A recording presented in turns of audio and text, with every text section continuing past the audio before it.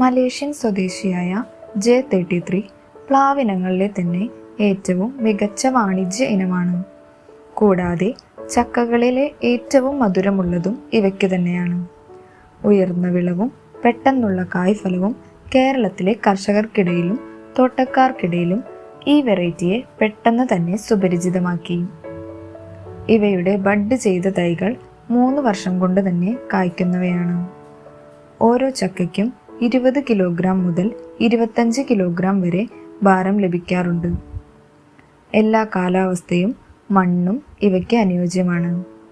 ശരിയായ രീതിയിൽ പ്രൂൺ ചെയ്ത് നിർത്തുകയാണെങ്കിൽ ടെറസിൽ, ഡ്രമ്മിലും ഈ പ്ലാവ് വെറൈറ്റിയെ വളർത്തിയെടുക്കാം. വാണിജ്യ അടിസ്ഥാനത്തിൽ ഇവയ്ക്ക് ഏറെ പ്രാധാന്യമുണ്ട്. ക്രിസ്പിയായ മഞ്ഞ നിറത്തോടുകൂടി നല്ല മധുരമുള്ള ചുളകളാണ് ഇവയുടേത്.